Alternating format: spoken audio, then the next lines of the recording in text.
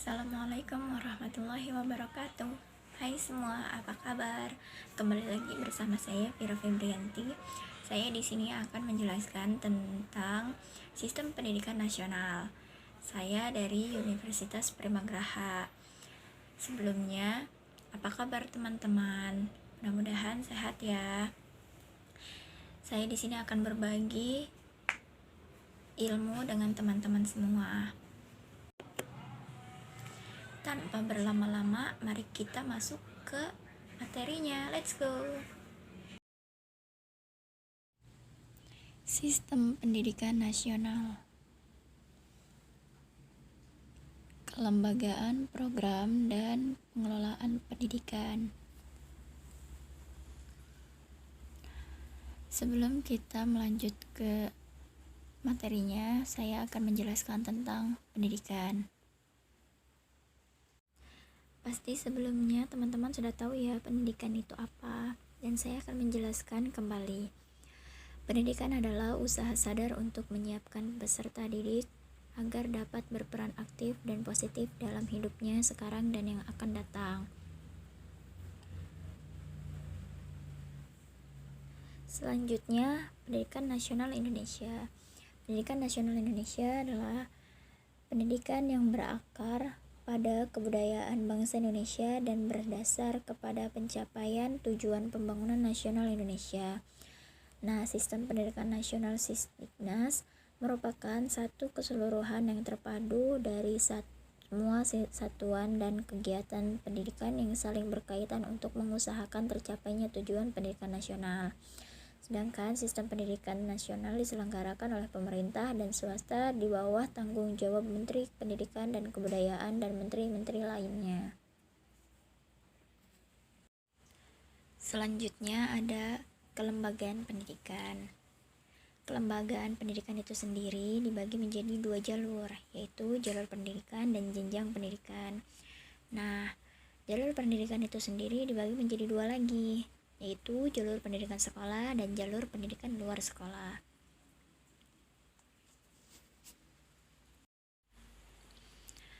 Apa sih jalur pendidikan sekolah itu?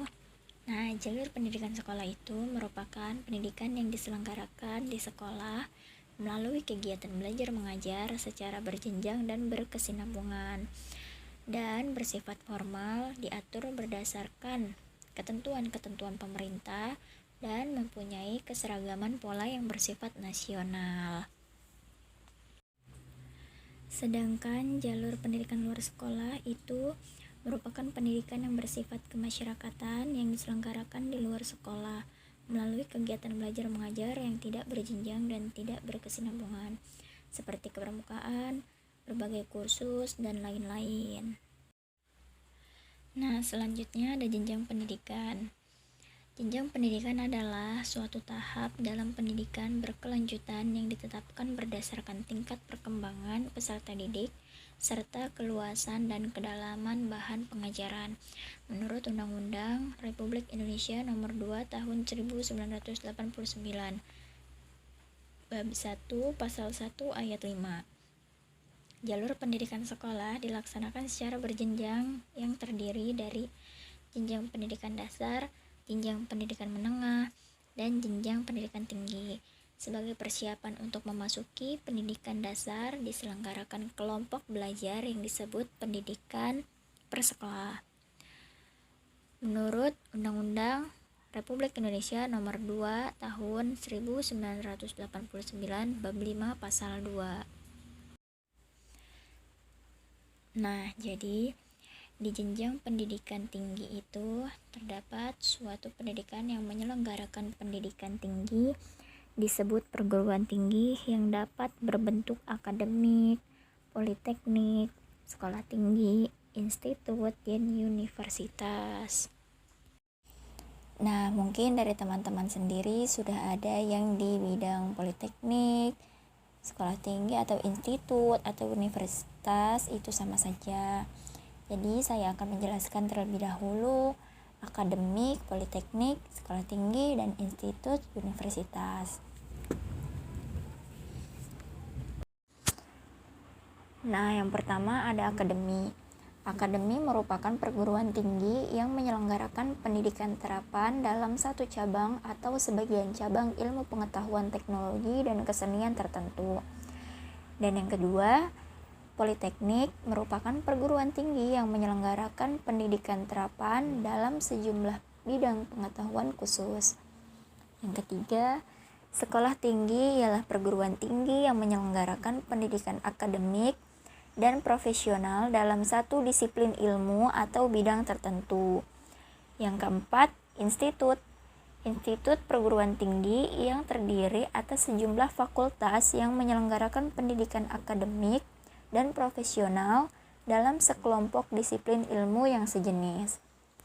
Dan yang terakhir, yaitu universitas, ialah perguruan tinggi yang terdiri atas sejumlah fakultas yang menyelenggarakan pendidikan akademik dan profesional dalam sejumlah disiplin ilmu tertentu. Nah, pendidikan yang bersifat akademik dan pendidikan profesional memusatkan perhatian terutama pada usaha penerusan, pelestarian, dan pengembangan peradaban, ilmu, dan teknologi. Sedangkan pendidikan yang bersifat profesional memusatkan perhatian pada usaha pengelolaan peradaban serta penerapan ilmu dan teknologi dalam rangka pengembangan diri bangsa dan negara. Selanjutnya ada program dan pengelolaan pendidikan. Program dan pengelolaan pendidikan dibagi menjadi dua jenis, yaitu jenis program pendidikan dan kurikulum program pendidikan. Jenis program pendidikan. Jenis pendidikan adalah pendidikan yang dikelompokkan sesuai dengan sifat dan kekhususan tujuannya. Undang-Undang Republik Indonesia Nomor 2 Tahun 1989 Bab 1 Pasal 1 Ayat 4 Nomor 2 Tahun 1989.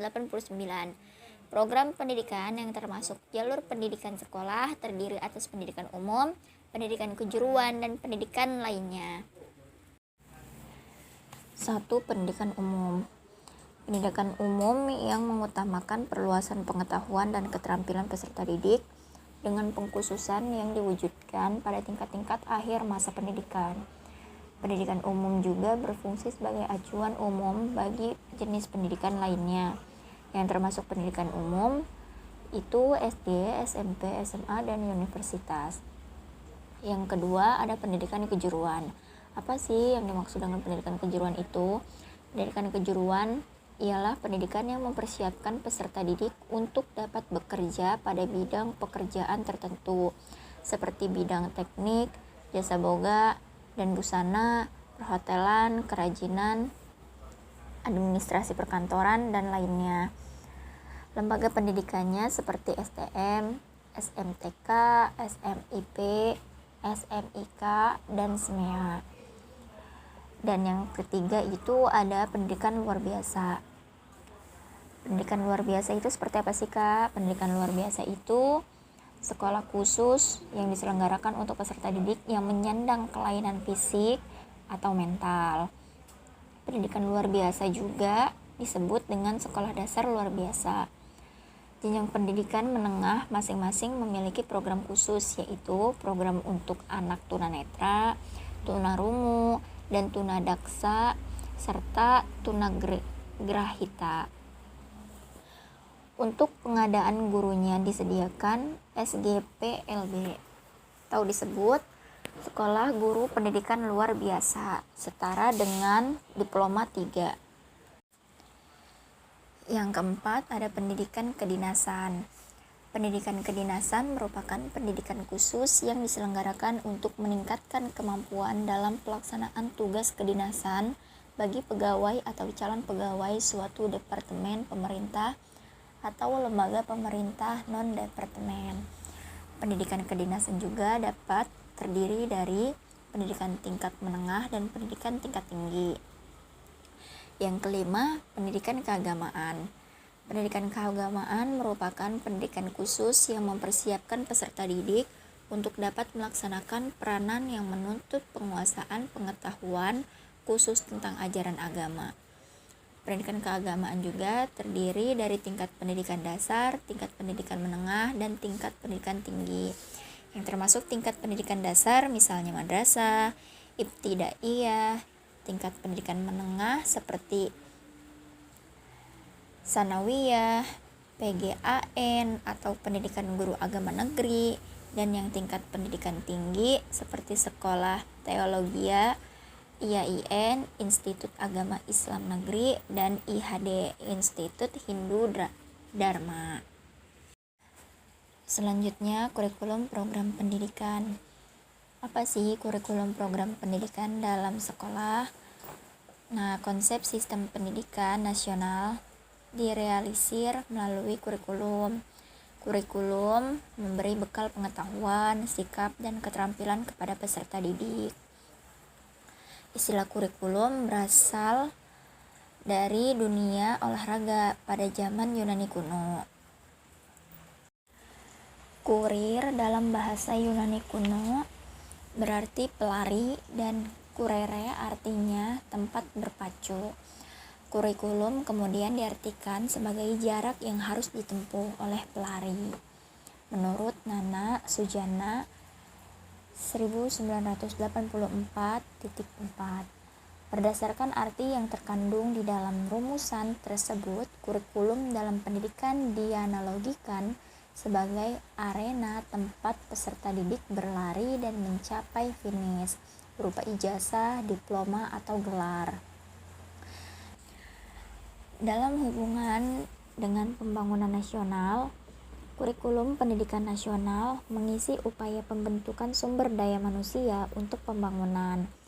Dalam kaitan ini, kurikulum mengandung dua aspek, yaitu aspek kesatuan nasional yang membuat unsur-unsur penyatuan bangsa dan aspek lokal yang memuat sifat-sifat kekhasan daerah, baik yang berupa unsur budaya, sosial maupun lingkungan alam, yang menghidupkan sifat kebinekaan yang merupakan kekayaan nasional. Kurikulum yang mengandung aspek kesatuan nasional memberikan bekal kesadaran dan kesatuan nasional, semangat kebangsaan, kesetiaan sosial, serta mempertebal rasa cinta tanah air disebut kurikulum nasional. Dan yang mengandung unsur-unsur lokal disebut muatan lokal dalam kurikulum. Undang-Undang Republik Indonesia Nomor 2 Tahun 1989 Pasal 38 Ayat 1 menyatakan adanya dua aspek nasional dan lokal itu sebagai berikut. Pelaksanaan kegiatan pendidikan dalam suatu satuan pendidikan didasarkan atas kurikulum yang berlaku secara nasional dan kurikulum yang disesuaikan dengan keadaan serta kebutuhan lingkungan dan ciri khas suatu pendidikan yang bersangkutan. Yang kedua, macam aspek kurikulum tersebut akan dikemukakan pada uraian kurikulum nasional dan kurikulum muatan lokal. Nah, kurikulum nasional itu tujuan pendidikan nasional dinyatakan di dalam Undang-Undang Republik Indonesia Nomor 2 Tahun 1989 Pasal 3, yaitu terwujudnya bangsa yang cerdas, manusia yang utuh, beriman dan bertakwa kepada Tuhan Yang Maha Esa, berbudi pekerti luhur, terampil dan berpengetahuan, sehat jasmani dan rohani, berkepribadian yang mantap dan mandir. Yang terakhir, bertanggung jawab pada kemasyarakatan dan kebangsaan. Masing-masing satuan pendidikan menurut jalur, jenjang, dan jenis mempunyai tugas untuk mencapai tujuan nasional. Di samping tujuan institusional yang diemban oleh masing-masing satuan pendidikan. Selanjutnya yang kedua yaitu kurikulum muatan lokal. Kurikulum muatan lokal dibagi menjadi 4 bagian, yaitu ada latar belakang, ada pengertian muatan lokal, tujuan muatan lokal, dan cara pengaplikasikan muatan lokal atau ML ke dalam kurikulum. Yang pertama adalah latar belakang. Kenyataan menunjukkan bahwa setiap daerah di wilayah tanah air Indonesia memiliki ciri khas mengenai adat istiadat, tata cara, dan tata krama pergaulan, kesenian, bahasa, lisan maupun tulisan, kerajinan, dan nilai-nilai kehidupannya masing-masing. Keanekaragaman budaya, lingkungan sosial, dan kondisi alam itu merupakan kekayaan hidup bangsa Indonesia. Oleh karena itu, perlu dilestarikan dan dikembangkan melalui upaya pendidikan. Sekolah merupakan bagian yang tak terpisahkan dari masyarakat dan bertugas menyiapkan peserta didik untuk tujuan kemasyarakatan. Oleh karena itu, program pendidikan sekolah harus bermuatan unsur-unsur lingkungan, yaitu yang disebut muatan lokal. Kenyataan, sampai dengan tahun 80-an, kurikulum disusun seluruhnya secara terpusat dan tidak memberi peluang untuk dijalinnya muatan lokal yang beraneka ragam dan mencerminkan kekhasan daerah. Dilihat dari segi peserta didik, kemungkinan untuk memahami materi kurikulum yang sifatnya terpusat itu akan rendah karena isi program dirasakan dan tidak sesuai dengan kebutuhan belajarnya, serta menjadikan peserta didik asing terhadap lingkungannya. Beranjak dari kenyataan tersebut, maka dalam pengembangan kurikulum sekolah, daerah perlu dilibatkan agar sekolah berkesempatan menyusun program muatan lokal yang sesuai dan dipilih dari lingkungannya. Kesungguhan pemerintah dalam merealisasikan pemikiran mengenai muatan lokal tersebut yang dimulai dari sekolah dasar diwujudkan dalam keputusan Menteri Pendidikan dan Kebudayaan Republik Indonesia nomor 0412/U/1987 tanggal 11 Juli 1987 tentang penerapan muatan lokal sekolah dasar. Kemudian disusul dengan penjabaran pelaksanaannya dalam keputusan Direktur Jenderal Pendidikan Dasar dan Menengah nomor 173/C/Kep M/87 tanggal 7 Oktober 1987. Nah, yang kedua ada pengertian muatan lokal. Yang dimaksud dengan isi dalam penjelasan tersebut adalah materi pembelajaran yang dipilih dari lingkungan dan dijadikan program untuk dipelajari oleh murid di bawah bimbingan guru guna mencapai tujuan muatan lokal. Yang dimaksud lingkungan alam adalah lingkungan yang terdiri dari lingkungan hidup atau biotik yang meliputi tumbuh-tumbuhan, hewan, manusia, dan lingkungan tak hidup abiotik yang meliputi tanah, daratan, air, kolam, danau, sungai, waduk, dan laut, dan udara. Yang ketiga ada tujuan muatan lokal. Tujuan dilaksanakannya muatan lokal dalam kurikulum SD dapat dilihat dari segi kepentingan nasional dan kepentingan peserta didik. Dalam hubungannya dengan kepentingan nasional, muatan lokal dapat 1. Melestarikan dan mengembangkan kebudayaan yang khas daerah. Yang kedua, mengubah nilai dan sikap masyarakat terhadap lingkungan ke arah yang positif. Dari sudut kepentingan peserta didik, muatan lokal dapat 1. Meningkatkan pemahaman peserta didik terhadap lingkungannya. 2. Mengakrabkan peserta didik dengan lingkungannya sehingga mereka tidak asing dengan lingkungan.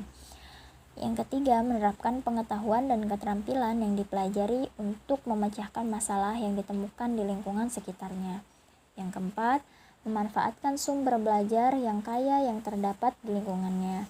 Yang kelima, mempermudah peserta didik menyerap mereka materi pelajaran. Dan yang selanjutnya ada cara mengaplikasikan muatan lokal atau ML ke dalam kurikulum. Sejumlah pertanyaan yang dapat membimbing proses pemasukan ML ke dalam kurikulum adalah 1. Di kelas berapa muatan lokal akan dimasukkan? Yang kedua, ke dalam mata pelajaran yang mana muatan lokal akan dimasukkan? Apakah mata pelajaran yang ditekankannya pada pengembangan aspek penalaran atau kognitif, ataukah yang tekanannya pada aspek keterampilan psikomotor? Yang ketiga, pada pokok bahasan atau subpokok bahasan yang mana muatan lokal itu sesuai untuk dimasukkan. Yang keempat, muatan lokal apa yang diperlukan untuk dimasukkan. Nah, sampailah kita di penghujung acara. Bagaimana teman-teman? Apakah sudah dipahami? Mudah-mudahan apa yang saya sampaikan dapat dimengerti dengan teman-teman semua. Saya Vira Febrianti izin mengundurkan diri. Jangan lupa like, comment, and subscribe. Jangan lupa. Assalamualaikum warahmatullahi wabarakatuh.